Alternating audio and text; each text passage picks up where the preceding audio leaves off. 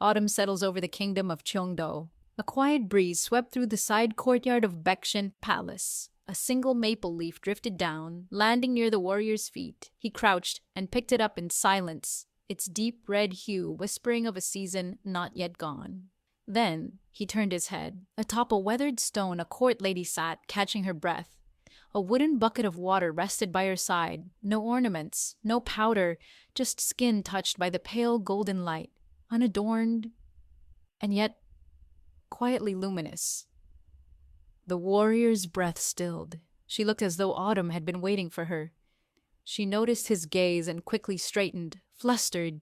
She explained she had simply grown tired from carrying water and expressed how honored she was to meet the commander of the Red Bow Unit, Jangre. Jangre replied with calm restraint. He advised that next time she split the task into smaller trips so it wouldn't be too much for one person. She apologized softly, but Jangre saw no burden in her effort. Instead, he saw quiet resilience, that kind of spirit, earnest and unshaped, would one day become something greater. And in the silence that followed, her smile bloomed soft, genuine, lingering. Grateful, she thanked him words as modest as her smile. When he asked for her name, the girl introduced herself as Seolan, a trainee attendant from Cheonryong Hall. Jangre repeated the name once, then remarked Solan, like an orchid that blooms in winter. A name as delicate as snow, yet certain in its bloom. Without intending to flatter, he admitted she was beautiful. But before the air could shift, boom! A thunderous sound cracked across the courtyard. They both turned, and an impossible sight crashed into reality. A lone boy faced down a raging wild boar, sleeves rolled for war. No fear in his eyes, just fierce focus and the hint of a smile. He was enjoying this. The beast lunged, eyes glowing red with savage instinct. A living shield. The boy caught the charge head-on, blocking it with nothing but his bare hands. Impact. The air shuddered. What followed was a brutal clash too raw to be shown. Jangre and Solan stood frozen, unable to look away as Jangre quietly murmured, "Who is that boy?" Thud! The wild boar crashed to the ground, defeated. A worthy opponent, but still no match. The boy wiped his brow, smiling, breathless but proud. Just as he turned to leave, he was about to move the wild boar's carcass, ready to claim his hard-earned prize. Then he froze. Two figures stood nearby, watching. The air turned heavy, a moment thick with unspoken tension. The boy bowed with a quiet apology for appearing in such a mess before Jangre, commander of the Red Bow Warriors. He explained that he'd gotten roughed up hunting a boar that had slipped into the palace under Elder Bexian's orders. The boy politely excused himself and reached for the carcass, admitting he should have shown more respect, though in this state he barely looked human. Jangre gave a short nod. That was enough. He could have just left quietly. But no. Just before leaving, he raised a thumb with a crooked grin, playfully hinting he'd take their little secret to the grave. One thumb, one grin, was all it took.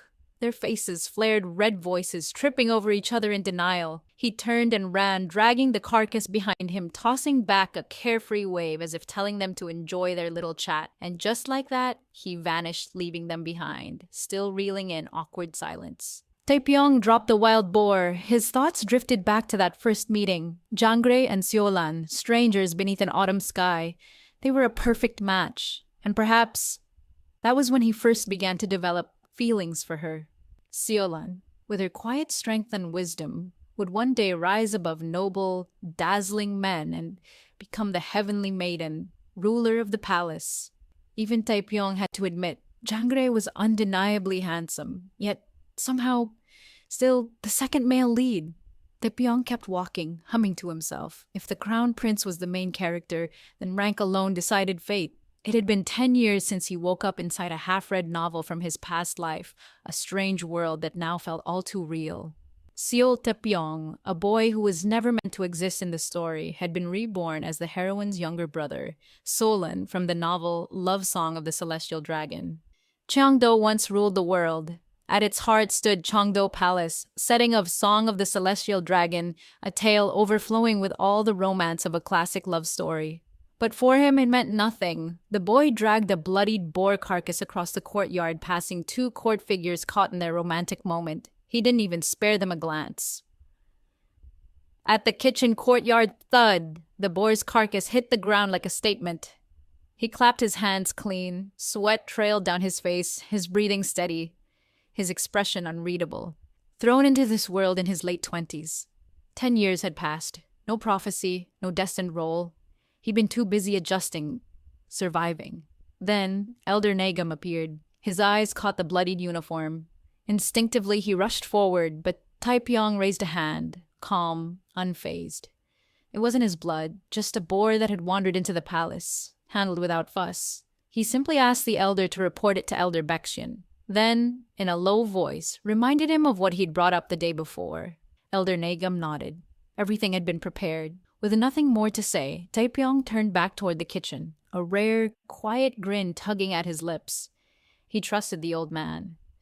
"Clean yourself up. Get some rest." The words left Nagam like a sigh, half command, half kindness. Taepyeong was stationed at Baxian Palace, the realm of Taoist priests who governed all spiritual affairs within the royal grounds. He served quietly, a martial officer assisting their elder. In the kitchen, he hummed faintly while slicing boar meat. His movements were calm, focused.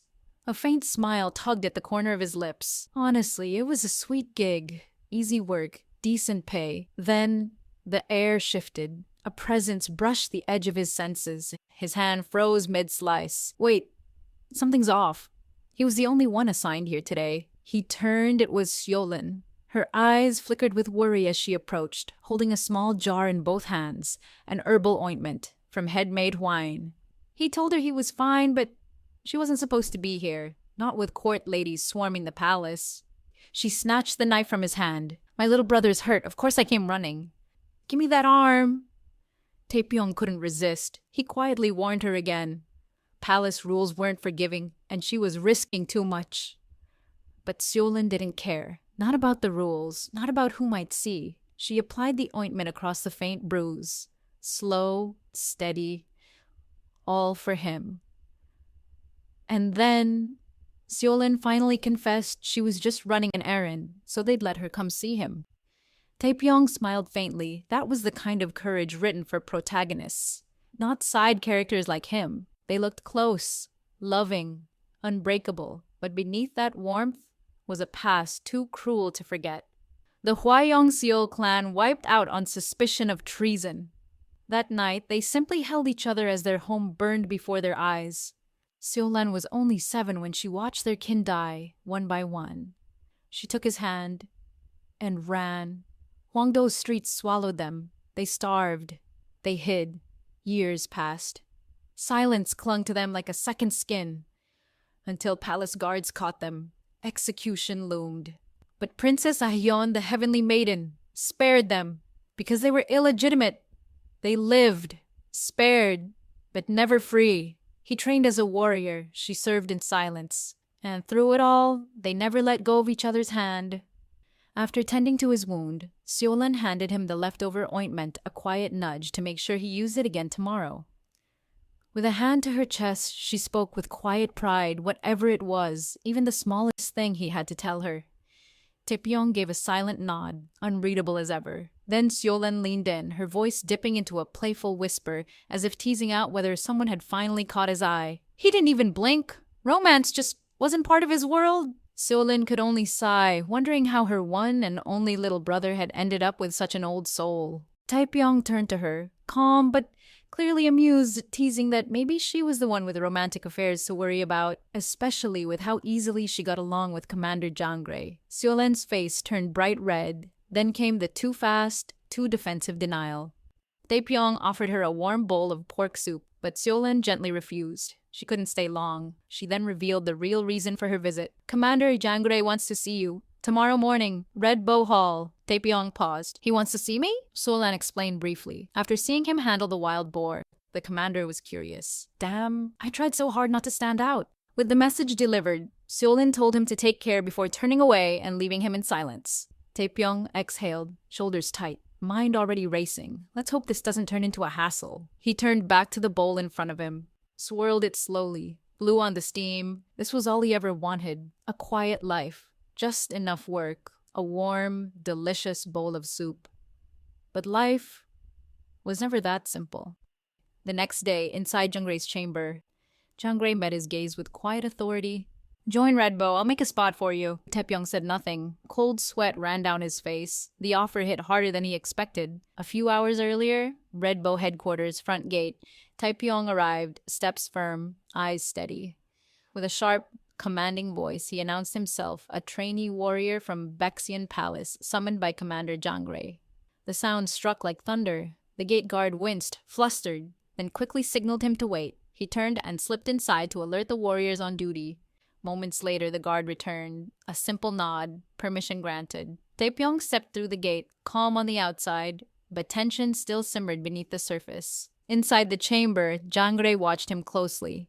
An apprentice defeating a wild boar without injury? It didn't add up. Taepyeong gave the expected reply that a palace warrior trains every day, but Jangre wasn't convinced. Too neat, too scripted. Redbow only cared about what was real. So, Taepyeong told the truth. At 7, he had nearly died from divine fever. His strength wasn't trained, it was something he gained after surviving. Divine fever forced the body to absorb divine energy, a torment counted among the Samjai Siryon. No cure, no help, just pain. Those who endured it awakened with power beyond human limits. And some believed it meant one thing: they had been chosen by the heavenly emperor. Jangre spoke with quiet weight of strength, like that didn't belong wasting away in Baeksion Palace. He could chase something greater, join Redbow. But Taepyeong didn't flinch. To be a true warrior, he believed, you needed more than raw power. Wisdom, kindness, restraint. Strength alone wasn't enough. Jangre studied him, then gave a faint smirk. At least he knows his limits. That alone sets him apart. Even so, the offer was placed on the table. A seat in Redbow. A chance. If he wanted it. Taepyeong hesitated. A part of him froze. He couldn't accept. Not like this. So he reached for the familiar excuse. His lineage. The heavenly maiden who saved him. But Jangre shut it down instantly. Stop right there. Bloodline. Appearances. All meaningless. Only action mattered. If he had a real reason, now was the time. And Taepyeong gave it. No pride, no grand ideal. He lived by one rule: do the least work for the most pay. The room fell into stillness. Then laughter erupted. Rough, full-bodied, genuine. Not mockery, but something like admiration. Of course he wasn't Redbow material, but that honesty, it deserved respect. Jangre's eyes dropped to the blade at Taepyeong's side. He asked to see it. Taepyeong handed over the sword. Jangre slid the blade just slightly from its scabbard, only enough to examine the surface. Dull, neglected. He calmly sheathed it again and returned it. A warrior's weapon reflected his skill, and from that point on, its edge was his to maintain and his to answer for. After handing over the sword, Jangre mentioned the court attendant from earlier. Solan. Just a coincidence, he said. Taepyeong laughed brightly, genuinely amused. Sometimes coincidence turns into destiny. That night, Jangre stood at the window, gazing out into the quiet moonlight. He still couldn't shake what he'd seen. Something wasn't right. It lasted only a blink, but the way that warrior held his sword, it wasn't martial arts, but the silent reflex of someone who'd wielded a black iron sword for years. That novice grip? A trick to hide his real skill. And those eyes, sharp and focused as if ready to enter battle at any moment. Moonlight traced the edge of his jaw as his gaze darkened. Elder Baeksion, just what kind of weapon are you raising inside that palace? That night, the Baeksion Palace kitchen filled with steam. Yeonri stepped in brightly, carrying a jar of doubanjang. She'd heard Taepyeong had caught a wild boar and came eager to make huiguru. But the moment she entered, dinner was already ready. Taepyeong and Elder Baeksion were quietly eating. Yeonri froze, then clutched her head. I'm too late. Taepyeong calmly told her to forget the huiguru and just have some nice hot pork soup instead. That only made her angrier. How could he turn all the ingredients into soup? She turned to Elder Baeksion as if demanding judgment. He sipped calmly, stroked his beard, and muttered, tastes fine, maybe just a bit salty. For someone my age. As the bowls emptied, Elder Baeksion gave Taepyeong a task to inspect the defensive ward near the concubines' quarters at Cheongdo Palace in his place.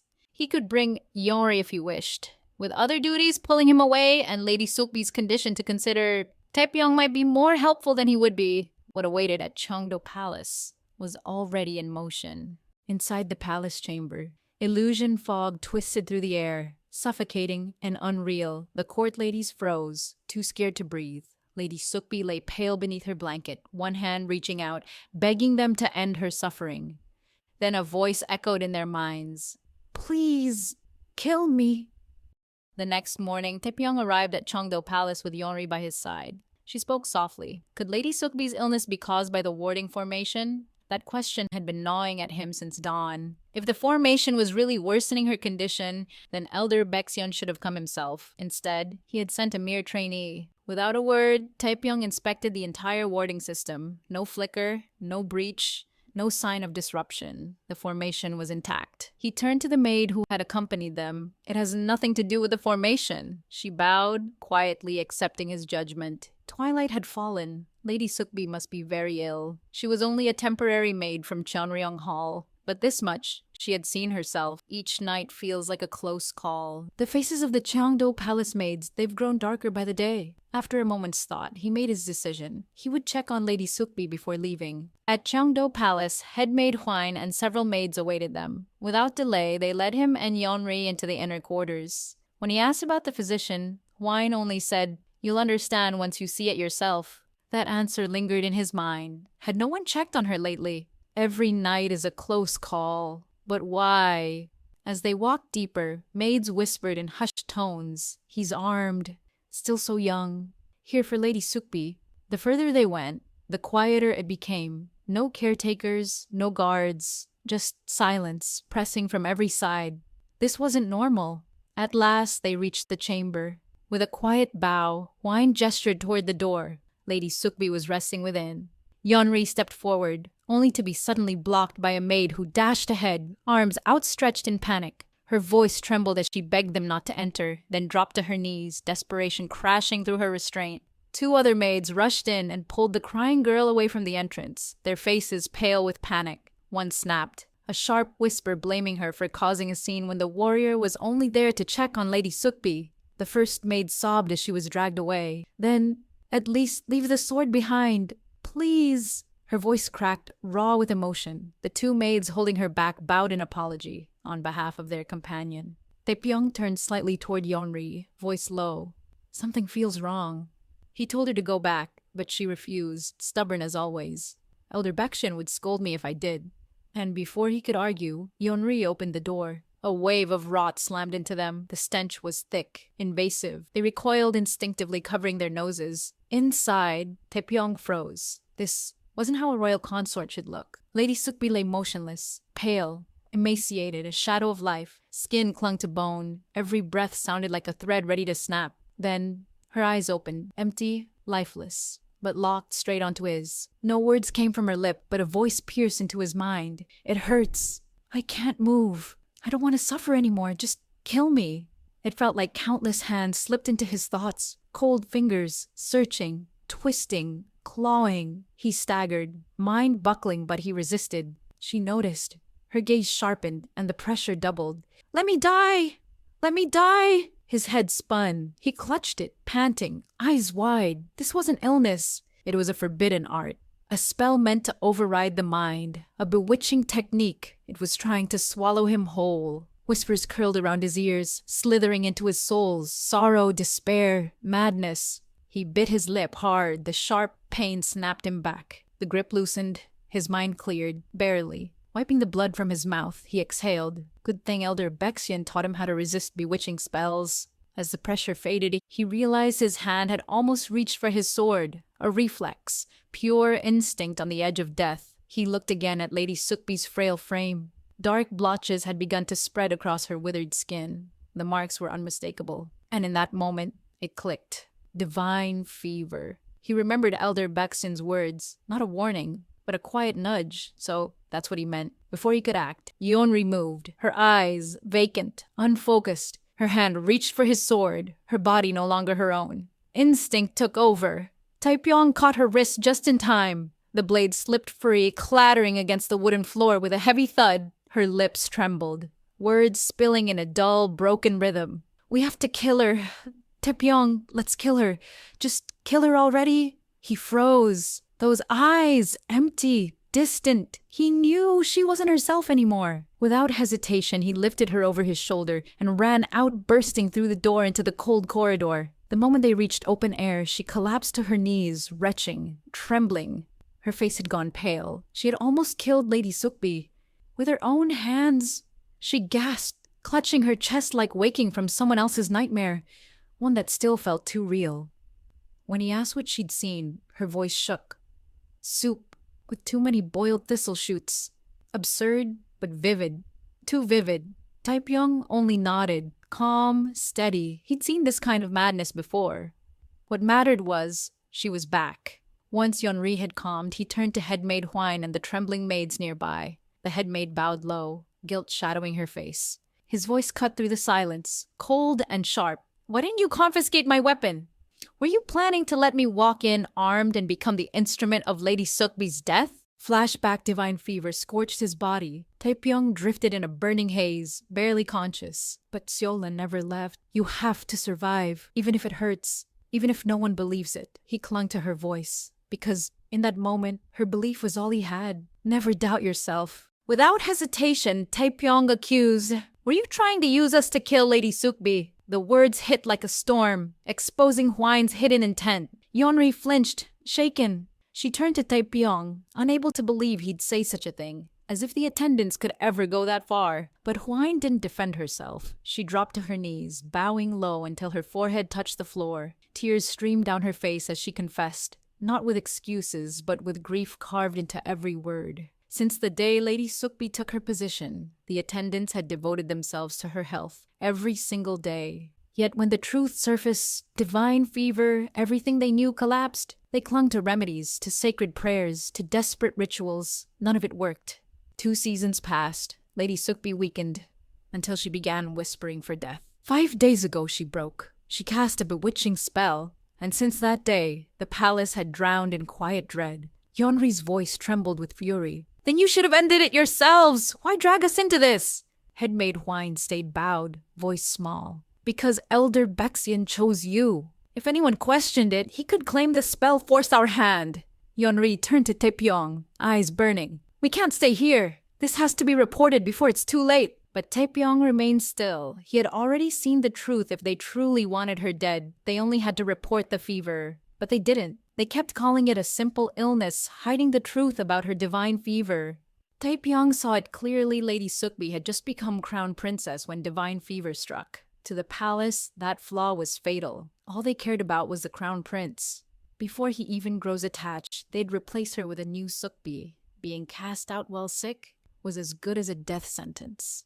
The headmaid saw it coming, so she hid Lady Sukbi's illness. But divine fever doesn't stop at the body. It was dragging Cheongdo Palace down with her. Taepyeong faced Hwine. He saw the weight she carried and chose restraint. He wouldn't report her. But mercy didn't mean absolution. She had tried to make him a murderer, and there would still be a price. Just not yet. For now, work with us. To save Lady Sukbi. Meanwhile, Lady Sukbi had crawled from her bedding, dragging herself across the cold floor. She reached for the sword ahead, her final desperate motion. Blood spilled from her lips with every strained breath. Then she saw it, her reflection in the mirror, pale, broken, a ghost of the woman she was meant to be. Once destined to be the most beautiful flower of Cheongdo Palace, a life of splendor promised before it ever began. Now that dream lay in ruins, decaying with her body. Tears streamed down her cheeks, her fate reversed completely. She was no flower, only a filthy sewer rat. Her trembling hand reached again for the blade, her last desperate choice. Death felt kinder than another breath of agony. At that moment, Taepyeong entered the room. His eyes widened as he saw her reaching for the sword. He rushed forward, seized it before she could touch it. "That was close!" Lady Sukbi could only stare in silence as the blade slipped from her reach.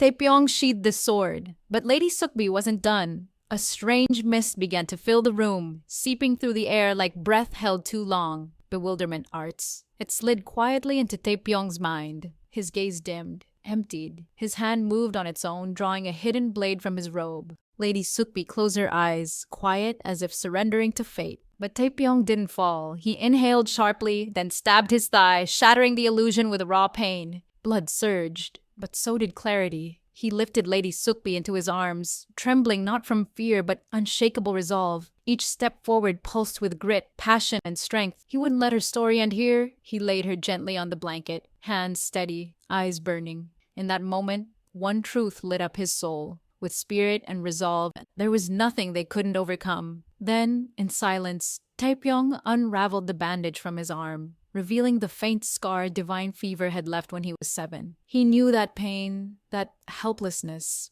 that fire, and without a word of pity, he offered her something far more powerful, proof that survival was possible. Even if the odds were 1 in 100, 1 in 1,000, she had to keep fighting. Because survival was never about certainty, only the will to keep going, even if it seemed foolish, even if it felt meaningless. Giving up on life should never be an option. She would survive, not as a broken woman, but as the rightful mistress of Cheongdo Palace. Someday, she would lead this place as a master of Taoist arts. Lady Sukbi's eyes widened. Barely above a whisper, the words slipped out. How?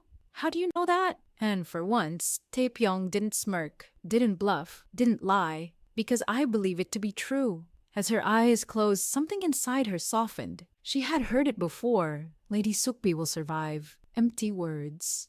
Always. But somehow, from this man, for the first time, she believed she might actually survive. No time to think. Hwine dashed off, her maid scrambling to keep up. They headed straight for Cheonryong Hall. Taepyeong needed help, and only Seolan had ever treated divine fever.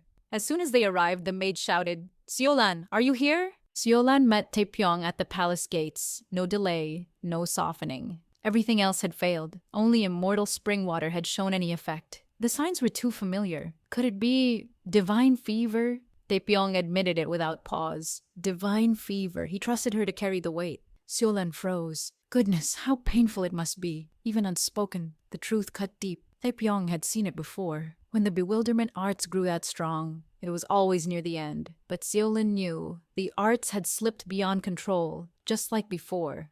She saw it. He had carried that storm before. And this time, even getting close might already be too late. Her gaze dropped to his arm. Without a word, she pulled up his sleeve. Scars, old and new, all carved by his own hand. Her chest tightened. She had warned him, and this was the result. Yet he brushed it off. Soup, medicine, a nap, as if that could fix anything. A warning lingered on her lips. The body might recover, but pain corrodes the spirit. If he kept exposing himself to the bewilderment arts, he'd break eventually. He placed a hand on her shoulder, steady, reassuring. Let's check on them together, once our duties are done. Later, in the quiet of the chamber, Taepyeong stayed behind to care for Lady Sukbi alone. He stayed by her side, feeding her slowly, each spoonful a quiet defiance against death. Every time he stepped out of the chamber, the maids rushed to him, faces tight with worry. They never said much, just treated his wounds. Once back inside, he wrung out a cool cloth and sat quietly by her side as the fever lingered. A long silence passed. Do you like soup? A bowl of spicy, hot broth. Maybe too hot, maybe too much. Yeonri hated it. She even had nightmares about it. But to him, that was what life was all about. She didn't answer. Instead, with a trace of urgency, her lips moved. Why are you going to such lengths? He knew what she meant. Why go this far for someone like her? But helping others didn't need reasons. Only small-minded men counted the cost. And with a quiet confidence, he answered, "This is what a true man does." Lady Sukbi blinked, then smiled faintly. What a ridiculous man, and drifted into sleep. As he left the palace, a guard noticed the blood on his robes and froze. He asked what had happened inside. Taepyeong replied calmly, "I fell," but the guard didn't believe him. On his way back, he thought, Lady Sukbi's fever must stay secret. He had done everything he could. Now, time to report to Elder Baxian. Suddenly, dizziness hit. He sat down on a rock, wondering if he overdid it. Out of nowhere, Seolan, she rushed to check Taepyeong's wounds. Bandages, treatment, at least they hadn't pushed him to the edge. But while she worried for him, Taepyeong worried more. For her, she kept coming and going from the harem recklessly. Too exposed, too dangerous. Seolan only sighed. If he was that upset, maybe he shouldn't have gotten hurt in the first place. They sat on a large stone. She questioned him. Why go so far? Giving medicine, standing guard. Wasn't that enough? Taepyeong lowered his gaze, fingers brushing over the bandages. People who want to die are the ones who need reasons to live. The memory came flooding back. Nights of burning fever. Her voice was the only thing that reached him. She told stories. She stayed. Tales of faraway lands, roadside flowers. Her words were always bright, always full of life. Once, she talked for 3 days and nights about a flower fan the village ladies carried. He nearly died from how much he wanted it. Seolan flushed and smacked his arm. Embarrassed, he still remembered. But to Taepyeong, it wasn't silly. It was everything. Sometimes that's all it takes. A blooming flower, a tasty treat, a sky so beautiful it steals your breath. to make someone stick around a little longer. He looked up, smiling faintly. Maybe it all seemed pointless, but somehow it never left a bitter feeling behind. Morning light filtered into Lady Sukbi's chamber as a sparrow perched on the open window. Fresh wind drifting in, quiet and renewing. She awoke with a different feeling. Her face no longer pale, her breath calm. Rising slowly, she gazed out the window where the breeze still stirred the silence. She tried to climb down from the bed, but fell. Still, she pulled herself up and walked to the door. The wooden door slid open slowly. The maids on duty froze where they stood. Lady Sukbi stood before them, upright and awake. Head maid Huan rushed to her, eyes filled with tears. Lady Sukbi gave a faint smile, her voice soft. She was hungry. Huan embraced her tightly, holding back a sob, and gently asked what she wanted to eat. With quiet resolve, Lady Sukbi replied, thinking of someone dear. Soup. I want soup. Looks like Shul Taepyeong's soup propaganda worked after all. Morning stillness. Jujak Palace. The sun had barely risen, yet several arrows already pierced the yellow center of the target. Precise, unyielding, perfectly placed. Hyundang approached and bowed deeply. Lady Sukbi has recovered from her illness. She rose from her bed this morning. Lady Haeyeon lowered her bow with calm grace. Good news! No more needed to be said. As they walked beneath the colonnade, Hyundang suggested a gift for Lady Sukbi's recovery and noted that the Deokbi selection neared its end. That too might warrant a gesture. With a glance, Lady Haeyeon made her choice. Lady Sukbi's gift would come first. Hyundang proposed a pine-embroidered handkerchief, symbol of health and resilience. Haeyeon nodded. That would do. But just as the matter seemed closed, Hyundang added one more detail, a ripple beneath still waters.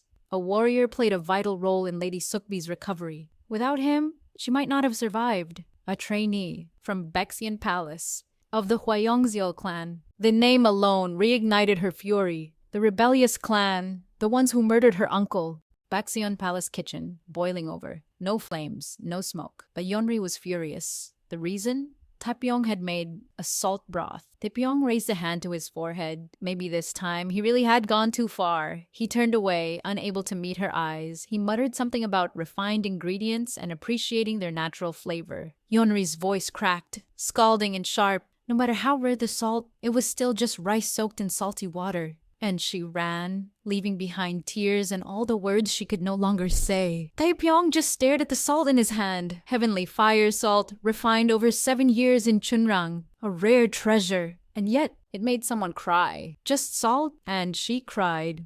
Elder Baeksion hadn't been seen all day. Perhaps he'd gone walking on Baeksak Mountain again. Ever since Taepyeong's visit to Cheongryong Palace, the elder had been meeting with officials almost non-stop. Yeonri added quietly, his room's always spotless when I check, as if he doesn't even come back at night. Something's not right.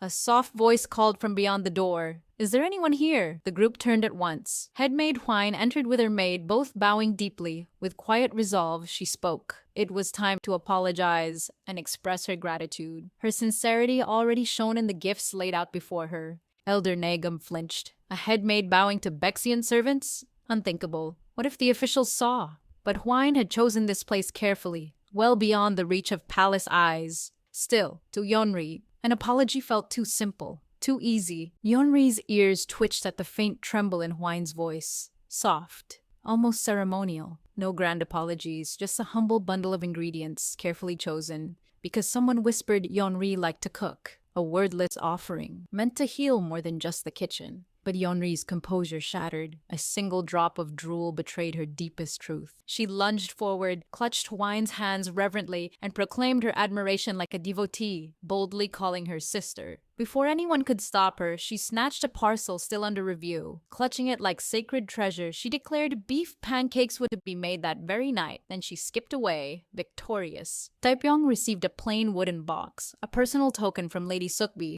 containing a jewelry box and a letter. He accepted it without a word. Taepyeong noticed Seolan waving at him with a soft smile. They sat on the veranda, sharing a few quiet words, Seolan relieved about Lady Sukbi's recovery, Taepyeong asking how harem life was going. Seolan tapped his arm, saying the work was fine once you got used to it, but she was more worried about how often he got hurt. Taepyeong just shrugged. He healed fast. Then, without warning, he casually brought up Lord Yangre, asking if anything had progressed between them. Seolan froze, completely caught off guard. Unfazed, Taepyeong noted that things simply seemed to be going well. That did it. Solan shot to her feet, flustered and fuming, snapping that he should find his own partner and stop meddling. Siolan quickly changed the subject, urging him to just open the gift from Lady Sukbi. Taepyeong opened the wooden box. Inside were a delicate hairpin and a neatly rolled scroll tied in red silk. He paused. It felt strange. Would a young man normally receive something like this? Taepyeong lifted the delicate flower-shaped hairpin, then offered it to Siolan. She hesitated, whispering a protest, but her fingers reached anyway. The moment it touched her hand,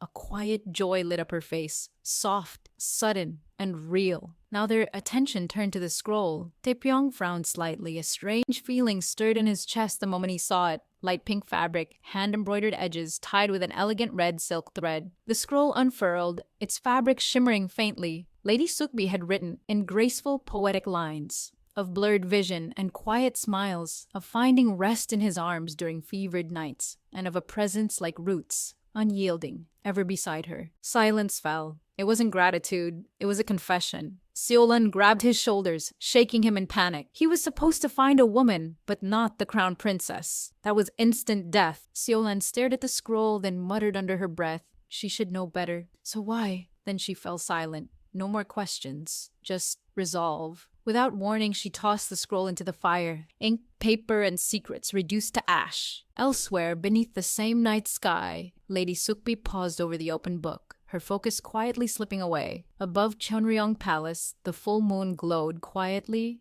and within it, Taepyeong appeared, smiling with a gentle thumbs up, as if to say, everything will be all right. Her cheeks flushed. A warmth stirred deep in her chest. Soft, sudden, and impossible to ignore. If she visited Baekseon Palace, would she see him again beneath that same moonlight?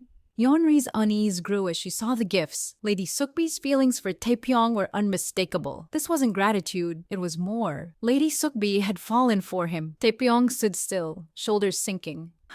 As if even breathing had become too much. In the kitchen, Yeonri glanced at him. Decent looks, sure, but those mannerisms. Like a man in his 50s. She still couldn't see the appeal. Siolan shrugged. She said he didn't always act like someone decades older. Just usually. He frowned. Was that supposed to be a defense? Siolan suggested they give it time. Girls their age fell in love fast and forgot just as fast. But Yeonri wasn't convinced. 2 months had passed. The gifts kept arriving. Even potatoes. Taepyeong grabbed one and bit into it. It had started in fall. Now it was winter. Prince Yunwan's birthday was coming. They couldn't sit around anymore. Then, crunch. The potato collapsed in his fist, mashed by sheer conviction. His voice rose with absurd fire. They didn't need logic. They needed boldness. Like men. While picking up a potato, Yeonri asked, deadpan, how exactly would you tell her? With ridiculous passion, he shouted, someone destined to be crown princess should not fall for a lowly apprentice like me. Still chewing her potato, Yeonri sounded resigned. The plan was so typically Taepyeong, rushed,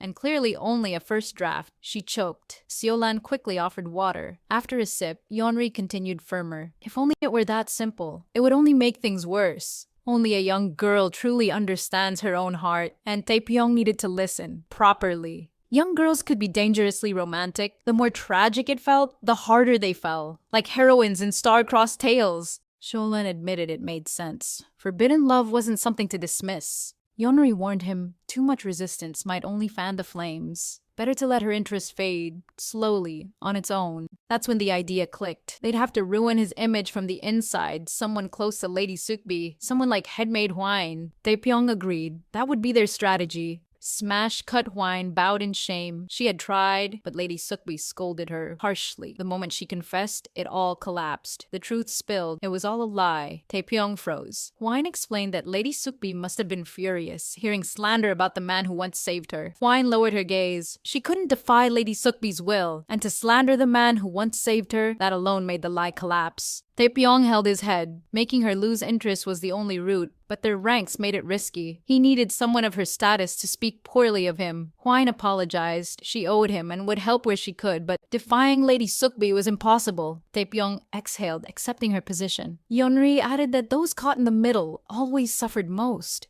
Hwine mentioned she could barely assist anyway. Birthday preparations consumed everything. Still, they'd proceed carefully. The birthday celebration! The words triggered something. Taepyeong froze, then his eyes lit up. A plan snapped into place. His mood shifted, sharp and energized. Yes, that's it! That's the plan! He shot to his feet, laughing, one arm raised in triumph. On the elevated training platform, the match ended in a single clean strike. Jangray's sword hit the floor, signaling surrender. Lady Anhyeon's gaze remained firm. She knew he had held back. He admitted it without hesitation. She accepted it, calling it a sign of loyalty. In his mind, Jangray acknowledged the truth. He had dedicated his life to martial arts, but she mastered grace, poetry, virtue, and still, her blade moved sharper than most generals. Her strikes were clean, exact. Most Jeonggung warriors wouldn't last 3 moves. With a swift motion, she sheathed her sword and spoke briefly of His Majesty's praise, her skill, and the warriors who upheld Qingdo's rule. Then she revealed her real reason. She needed a partner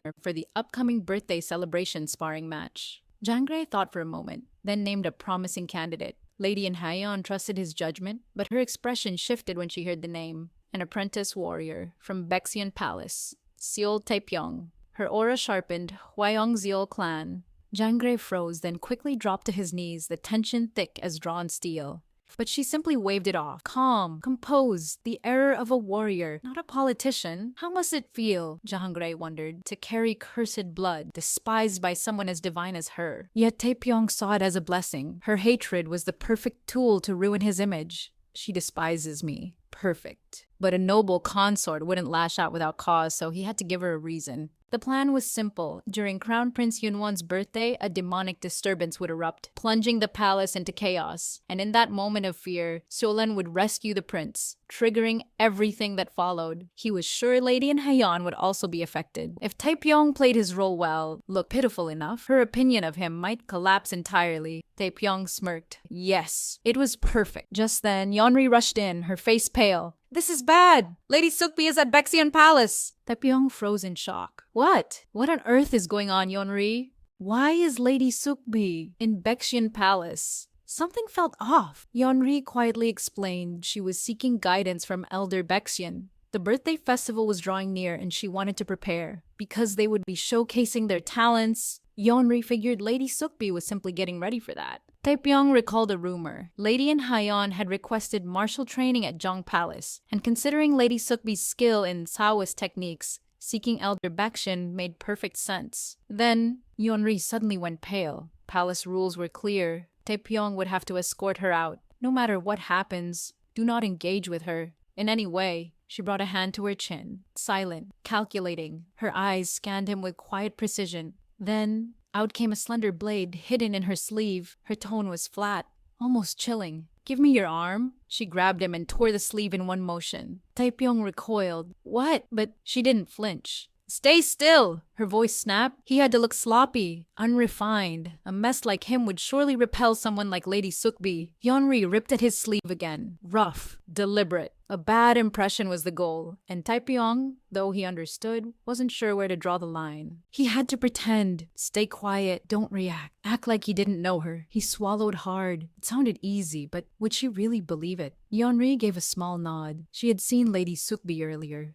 Just once. And in that moment, she looked like someone completely different. From this moment on, he was no longer Seol Taepyeong. He was a rock, a lifeless object. And so, he obeyed, letting go of everything. Identity, shame, even pride. I am stone. I feel nothing. I am ripe. A sharp tear cut through the silence. Taepyeong flinched. His sleeve shredded, dangling like a broken wing. Taepyeong flinched. His sleeve hung in tatters, making him look like a beggar. Even a rock would cry at the sight. His dignity lay in shreds. What were they even supposed to do now? Yeonri didn't flinch. Her voice was flat, effortless. Just tie it with something. Elsewhere in Baeksion Palace, in its quietest chamber, Lady Sukbi sat composed. She had come with one purpose: to learn a Taoist technique worthy of the emperor's gaze. The sage, moved by her resolve, responded with gentle reverence. With her refined spiritual flow, she could easily deliver a performance that would leave even the most seasoned officials stunned. But the warmth in his tone soon gave way to concern. Baeksak Mountain's energy had grown unstable, and as the palace's guardian of balance, he had no choice but to act. The lessons would have to wait. Lady Sukbi understood. She didn't wish to take more of the elder's precious time, so when he asked her to return to the inner palace,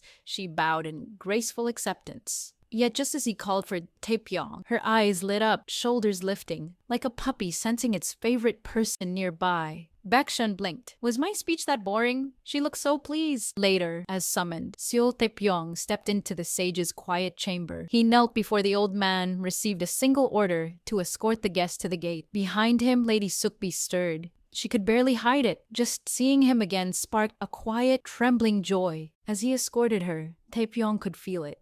That gaze. It wasn't just her eyes, it struck his mind like invisible fists, pounding with a single demand. Look at me.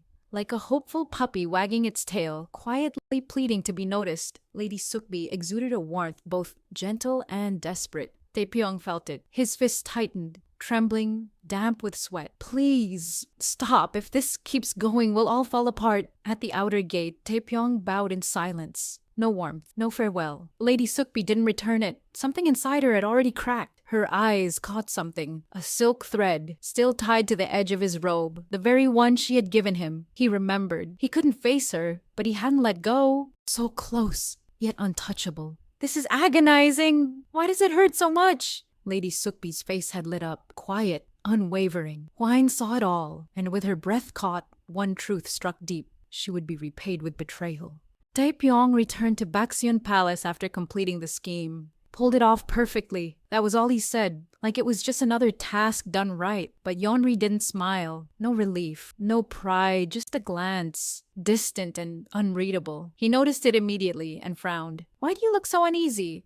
Yeonri hesitated, then quietly admitted no real reason, just a strange feeling, like they'd made a mistake. But Taepyeong didn't flinch. To him, there was no mistake. Everything had gone exactly as planned. Yeonri gave a faint laugh, the heaviness gone. Taepyeong gave a slight nod. No use dwelling. The birthday festival was coming and there was still too much to do. Within Taepyeong's mind, the festival was near, the plan nearly in motion. Once the Baeksak spirits ran wild, he'd act the fool and let the noble consort talk. And if he could steal a few jewels from the maids of Jujak Palace amidst the chaos, there had been a close call, but everything was still going exactly as planned. Pathetically flawless. Taepyeong had just declared it. Everything was finally going according to plan. Then Elder Baekseon returned with a forgotten detail. Taepyeong would be escorting the royal procession, carrying his cold iron heavy sword, and serving as the noble consort's sword dance partner. He froze. One forgotten duty, one ceremonial role. Nothing was going according to plan anymore. Crown Prince's birthday festival. A spectacle of color and grandeur filled the palace grounds. The emperor sat upon his throne, majestic and unmoving beside him. The boy they all came to celebrate. Taepyeong stood still, his gaze locked onto the young prince exactly as he imagined. And yet, something felt off. A child of only 14. Yet those eyes, empty, void, like a soul swallowed by shadows. Hyunwon, Crown Prince of Changdo Palace. Born without color in his world, since childhood he saw nothing but ink on paper. Books consumed him, drowned him, until even beauty was reduced to grayscale. A royal life wrapped in gold, but no trace of joy. He moved like a doll, flawless, elegant, lifeless, until one night, Seolin broke the rules. She crept through shadows, dragging Hyunwon up onto the tiled rooftops. Below them, the whole of Changdo Palace glittered like a dream. And for the first time in his life, Hyunwon saw color. When the earth split and they were trapped by a landslide, for 3 days, they waited, hungry, cold, and still, Solin kept him alive. She hadn't even told him her name. She vanished without ever revealing who she was. But in the quiet of his mind, a shadow remained, familiar, gentle, daring. That fleeting memory would become the spark that lit the legend of Song of the Celestial Dragon. A strange flicker hit him, familiar. Lady Sukbi surfaced in his mind and he shoved it away. Ugh, stop thinking about it. Hyundang informed Taepyeong with quiet formality. The sword dance will begin soon. Real blades would be used. Victory would go to whoever cut their opponent's collar first. Taepyeong briefly glanced at the noble consort's elaborate palace gown. Surely that would hinder her movement. But Hyundang dismissed the concern without hesitation. It didn't matter. Taepyeong accepted it with a small nod. Fair enough. He already had a plan. Graceful exchanges, about 20 moves. Then let her win with dignity. Yet as his eyes fell upon the sword in his hand, a quiet discomfort lingered. No plan could erase that feeling.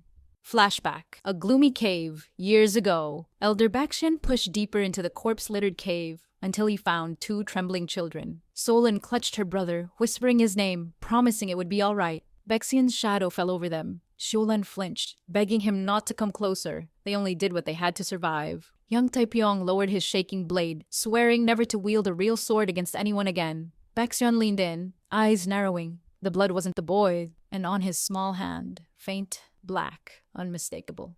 Divine fever. A child like this would become either a swordmaster or a demon. Since that promise, Taepyeong still didn't understand why the elder wanted him to carry a sword. Most of the old man's strange orders had reasons, but this time felt different. He had a bad feeling about it. Before he could sink further into that thought, headmaid Hundang spoke to him.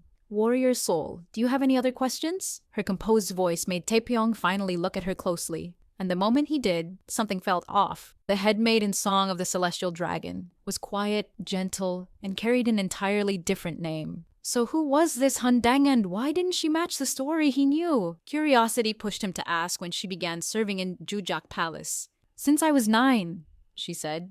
Over 20 years now. Taepyeong paused, thoughts swirling. Jujak Palace doesn't hire just anyone. Maybe he'd misunderstood. So he brushed it off. There were more pressing matters now. He shifted the topic, asking why the noble consort had placed him on stage.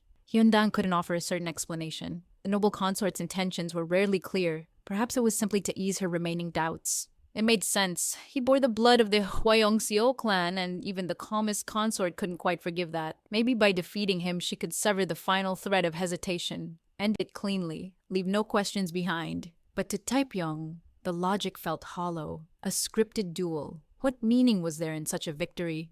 To her, it was all the same. And if that was how the game would be played, he crossed his hands, composed, unfazed. This was his specialty. He would lose in a way that genuinely surprised her. Meanwhile, Taepyeong smirked, already crafting the perfect performance. Whether it was a noble consort in another era or a department head at the office, the dynamics never changed. Too much praise only makes someone look cheap. Wow! As expected of the noble consort, no one could ever win against you. Praise so obvious it bordered on insult. And that was exactly the point. A crooked grin tugged at his lips. He was about to show her exactly what cheap flattery looked like. Soft music drifted through the air as the festival began, smiles blooming among the gathered crowd. For Taepyeong, it was more than a celebration. It was the moment when the most beautiful flower of Cheongdo Palace was meant to shine.